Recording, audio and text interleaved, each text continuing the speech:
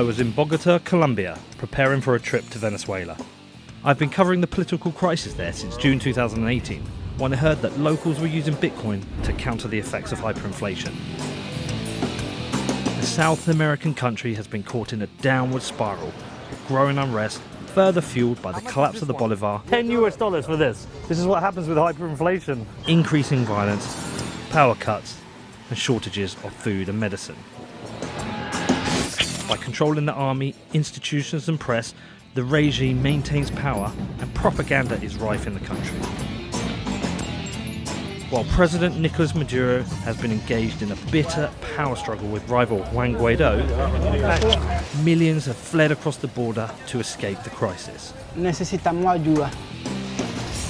We also visit the border town of Cucuta, where tens of thousands cross from Venezuela every day to find work, food and basic necessities.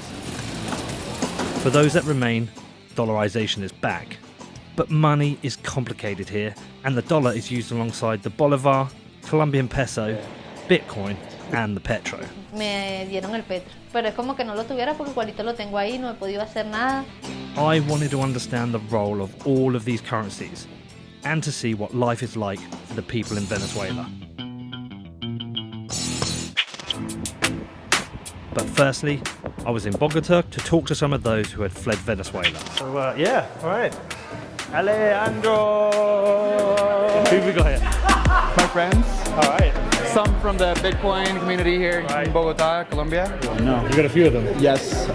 So Simon is the CEO of Value.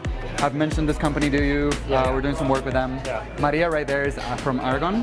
We're going to donate some Lightning, Bitcoin over Lightning to Venezuela today. I got some ready for you, dude. Okay, amazing. All right, listen, should we go downstairs? Yeah, I've got a few questions for you, man. Let's go do this. Yeah. So we've done a couple of shows before. I can't remember how we originally got in touch. Twitter, probably. Oh, yeah. Most likely. I think you reached out to me. And so you've explained what's going on in Venezuela. What is the current situation politically right now? It is still at a standstill. The democratic forces have not been able to capture government. Maduro has been holding onto power really, really steadfastly. Yeah. Juan Guaido has been trying really hard, and his team, to capture power. And again, this is like the last democratic institution that remains in Venezuela, the National Assembly. But they haven't been able to do so because the guys with the guns still back Maduro. And that shows you how important it is to control the guns, I guess, right? You know, and this is happening all across the world now. We've got protests, we've had protests in Hong Kong, and we've had protests in, France. But a lot of this, this was all happening in Venezuela 3 years ago. Certainly, the Venezuelan case is the rawest kind of dictatorship, the most crude, brutal dictatorship that exists in this hemisphere. They just show that they control the force, they control the guns, and they have enough money to pay off the people that they need to pay off. And people have been demoralized by that, and people have been demobilized by that. And I think it's a real shame, but I understand why. When did you last go? November. I was there in November. How was it? It felt great to be home again. Okay. And in some ways, I saw Caracas' economy booming, and that felt really good. But I know what the cost of that is if the government stays in power. It appears that Venezuela is opening up economically because Maduro has taken down tariffs, has liberalized or permitted the dollarization of the economy. And there's the very rich and the very well-connected government people. So it's a perfect metaphor for the corrupt elite. They're just like showing who's boss, right? It's always going to be difficult though when you've got support from President Jinping, you've got support from Erdogan, you've got support from Putin, all these dictators willing to work and do business. You can't put too much pressure on, and it's almost like we've got the world splitting in two. You've got like this part of the world that's based on democracy and part that's based on dictators, and even India, which is technically a democracy, has been buying oil from Venezuela despite sanctions, and it's sad to watch. Yeah. All right, man. Well, listen. Yeah. All the best. Yeah. Let's go get some food. Yeah, let's do it. Cheers. Salud, salud. So who are these people? Some Venezuelans. We got some Venezuelans. Yeah, we got some Venezuelans. What's the food, man? Arepas. Is that like traditional Venezuelan stuff? Signature Venezuelan dish, yeah. And the arepa master is the father of Simon. What goes into them? So you open them up Yeah. and you stuff them with, let's say, cheese. That right there is Guayanese. This is the best cheese in the world. You put it in the middle? Mm-hmm. Let me try. All right. And we're gonna have Reina Pepiadas today. Raúl is Simon's dad. He's the arepa master. Right there? Yeah, he is. How much does it hurt to see this happening in Venezuela? How much does it hurt you? A lot. Currently. Yeah, A lot. This is our fight.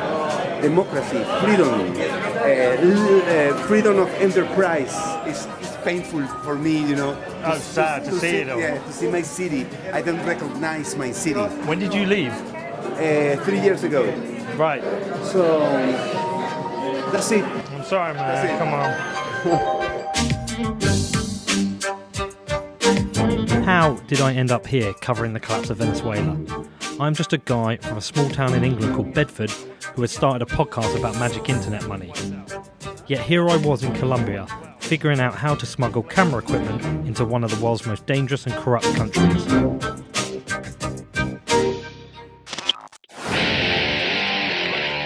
My Bitcoin show had taken me around the world. It had exposed me to the fuckery of central banks, expanding surveillance, and increasing infringement of our freedoms by the state. I've witnessed growing discontent and people willing to fight back, and some of them are winning. We saw Hong Kong protesters sticking 2 fingers up to Chinese authoritarianism. The people of Lebanon forced out their sectarian government. Oh wow. All this while Bitcoiners have been subverting the legacy financial system. Is there any risk of this being confiscated by the government? Not now. Not now, but there was before, right? When I've been travelling to these locations, I have found that my experience is often different from what I see in the mainstream media, with their hidden agendas distorting the truth and propagandists spreading misinformation on social media.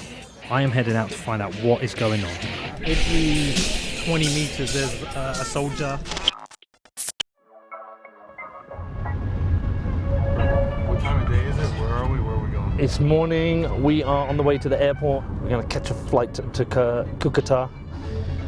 Venezuela was the richest country in South America, and now it's the most fucked country. One of the reasons Venezuelans want Bitcoin is because the bolivar's been under, hyperinflation due to the money printing by Maduro. You've also got this stupid fucking Petro, Maduro's cryptocurrency, which they're trying to force people to use, but no one wants to use. We're at the airport. You know I hate flying. Really? Yeah, I really hate flying. So how are you doing this? I don't know, man.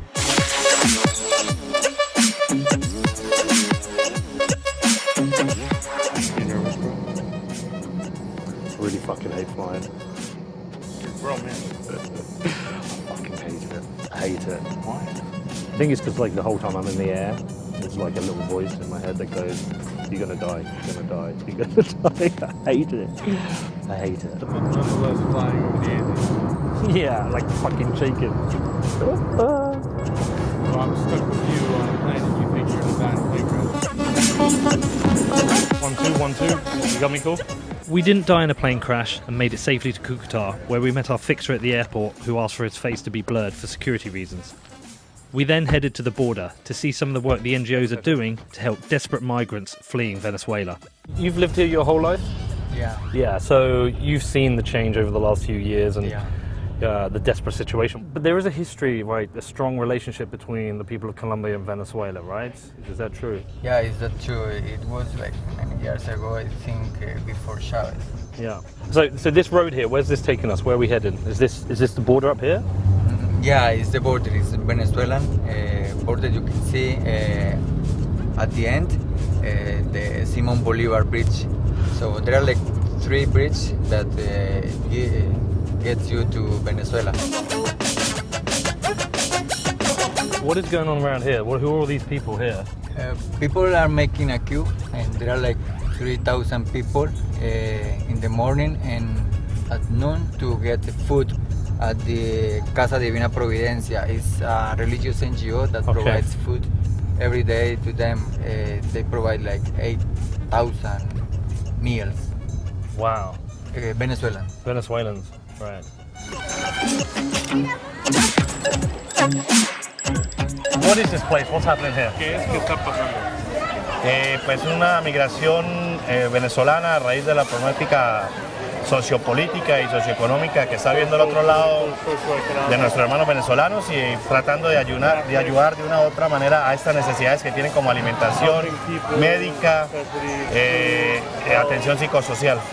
Es un trabajo bastante complejo tener que decirle no a mucha gente. Is the problem getting worse? ¿El problema está peor ahorita? Sí, cada día se pone peor, cada día hay más necesidad. La necesidad de comerlos también los pone más, se pone más fuerte. De las 4.500 personas que nos pasan por acá, 2.000 son niños y la gran mayoría presenta algún estado de malnutrición o desnutrición. Right. How can people help you? What help do you want to get in here? ¿Cómo gente pueden ayudarte? Que nos pueden ayudar donando a la página o a las cuentas de la IOC de Cúcuta. Nosotros tenemos redes sociales, allí vas a conseguir toda la información.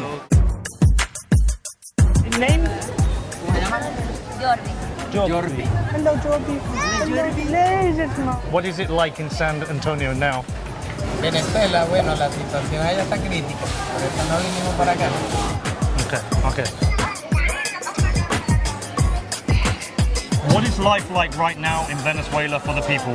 How bad has it got? Sí, ahorita está un poquito más difícil, está más complicado porque ahora hay comida, pero ahora es inaccesible, no podemos comprarla. Y como te has dado cuenta, ha estado saliendo más la gente de Venezuela que en tiempos anteriores. Estamos peor que nunca. What would you like to see happen? Bueno, yo quisiera ver que Maduro saliera. O sea, que no queremos ver sangre ni más muertos en las calles por culpa de un señor que no va a salir por las manos, que se vaya por su propia cuenta.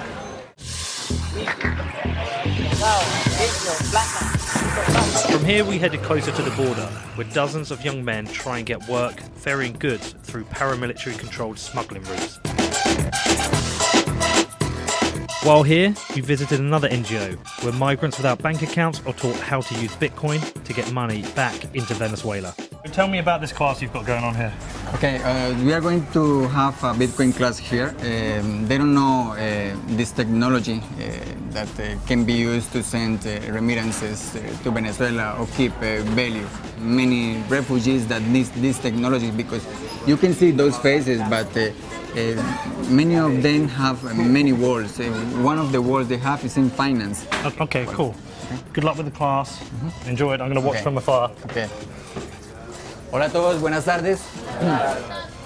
Ustedes saben esto, toda la impresión de billetes que hizo el gobierno de Maduro, ¿verdad? Entonces, con Bitcoin es escaso. Bitcoin, usted no puede decir, voy a imprimir 23 millones de Bitcoin hoy. No. Solamente el límite está hasta 21 millones. Entonces, va a tener más valor y no va a ser usada autoritaria. Entonces, el Bitcoin es descentralizado, es decir, no depende de ninguna organización, de ningún gobierno y de ningún país, ¿sí? While I was there, I was approached by a man who had spent the last week sleeping on the street with his wife and baby. He wanted the world to know how desperate life is across the border. Jesus, when we walked in here, you asked me to interview you and you started to get upset. Can you tell me why you really wanted to talk to me? Ya tenemos una semana aquí en Cúcuta. Llegamos con la condición de a ver si progresamos un poquito, pues, porque a pesar que estamos en Venezuela, comíamos una sola vez al día, pues, y nosotros tomamos la decisión para venirnos para acá y resulta que no es así. Tenemos ya una semana durmiendo en la calle, no comemos como es. It's obviously very stressful for you. Tell me what life has been like for you here. Porque como venimos llegando, no consigo trabajo. Is it dangerous for you here? Sí, demasiado. Necesitamos ayuda. Are you scared to criticize Maduro? Le suplico con todo el corazón del alma que tenga un poquito de uso y conciencia, por favor. Vea cómo estamos pasando. No tanto por nosotros, sino por las criaturas pequeñas. What needs to change? What do you want? What do you want to happen now for Venezuela? Saquen a Maduro para que Venezuela vuelva a ser Venezuela. While I was aware that the situation was desperate in Venezuela, this was a reality check for me. Un abrazo, un abrazo. It's okay. It's okay. Gracias, yo.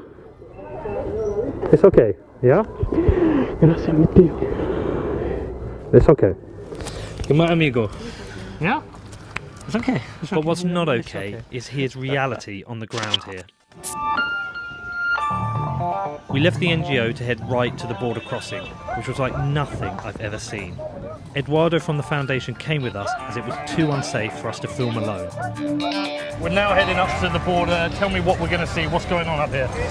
Bueno, la situación aquí en la parada, en la frontera, es muy grave ya que se encuentra la delincuencia, la prostitución, la droga, el trabajo infantil. It seems utterly chaotic. Who are the different groups that are operating here? Bueno, como se puede observar, aquí se encuentran muchos grupos de delincuentes, del lado colombiano y del lado venezolano. Aquí la mafia está aquí en la parada, donde se puede observar el robo, entre otras cosas. Is it safe for us here? Are we okay being here? Okay. Aquí, ahorita como se puede ver, la seguridad aquí en la frontera es muy poco. This is fucking chaotic as shit, right? But it does show how resourceful humans are. Well, like when they have needs and they have wants, their markets will spring up. They will do trade. They will be resourceful. They'll try and make a way of doing business. Como te decía, esta es la entrada para Venezuela, y del otro lado es la entrada para Trocha, donde se ven los grupos delincuenciales, donde se ve el cambio de llevar las drogas a Venezuela y cosas informales. So this here is the official crossing point from Cucuta in Colombia across to Venezuela. It's not the only crossing point. There are illegal smuggling routes. They are controlled by paramilitaries, controlled by the gangs. That's how some people are getting their food across. They're having to pay to get it across. But this is the official route. These are the illegal smuggling routes. These are the people who are taking things across the border. They're being paid to do it. This is it. This is the way it happens. Fuck, we're seeing it. How close can we go? Sí, vamos a cruzar por acá para que se vean los containers. Ahorita hablamos con la policía para si... What happens if you don't have papers? Nos van a parar, no sé. Sí.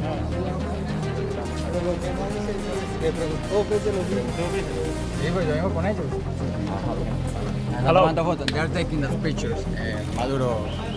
Nos están tomando fotos. The guy there, is that one of Maduro's? Yeah. Do you want to video that? Right, and here we are. This is it. This is the border of Venezuela.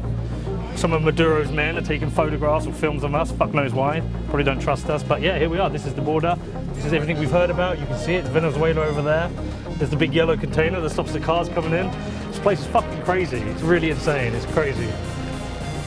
As Maduro's guards filmed us, we filmed them. Now we fly to Caracas to see what life is like under the regime.